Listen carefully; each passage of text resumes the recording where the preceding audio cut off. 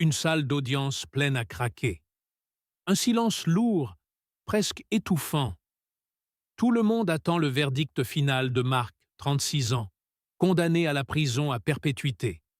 Mais avant que le juge ne parle, Marc demande la parole. Il ne veut ni supplier, ni protester. Il demande une seule chose, voir son bébé, né pendant son incarcération. La demande surprend la salle. Quelques secondes d'hésitation. Puis, les magistrats acceptent. La porte du tribunal s'ouvre lentement. Une jeune femme, épuisée, entre avec un nouveau-né endormi contre elle. Ses pas résonnent dans un silence absolu. Les gardiens s'approchent de Marc. Il retire lentement ses menottes. Et pour la première fois depuis des mois, il peut toucher quelqu'un sans être enchaîné. Marc tend les bras. Ses mains tremblent. Lorsqu'il prend son fils, son visage se brise. Des larmes coulent sans qu'il puisse les retenir. Il chuchote. « Pardonne-moi, mon fils, pardonne-moi. » Toute la salle regarde cette scène irréelle. Un homme que la justice considère comme un meurtrier, mais qui, dans ce moment-là, n'est qu'un père brisé. Et soudain, tout change. Marc relève la tête. Ses yeux rougis croisent ceux du juge. Sa voix tremble, mais ses mots claquent comme un coup de tonnerre. « Je n'ai pas commis ce crime. » Un murmure secoue la salle, mais il continue.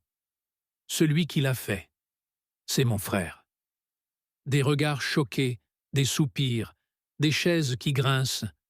Il avoue qu'il a protégé son frère, ivre le soir du meurtre, incapable de dénoncer son propre sang. Il a choisi le silence. Il a choisi la prison. Il a choisi le sacrifice. Mais en tenant son fils, il ne peut plus. Il dit « Je ne veux pas qu'il grandisse en croyant que son père est un assassin. » La mère du bébé s'effondre. Le procureur, déstabilisé, demande immédiatement une suspension. Puis, dans un calme glacé, le juge annonce « L'affaire est rouverte. De nouvelles investigations seront menées. » Le destin de Marc vient peut-être de basculer. Quelques minutes plus tard, la photo d'un journaliste fait déjà le tour des réseaux. Marc, tenant son bébé dans ses bras, en larmes. Une image qui raconte tout. La douleur, la vérité, le courage tardif et l'amour d'un père qui refuse de continuer à mentir. Et maintenant, tout peut changer. Pour lui, pour son fils, pour la justice.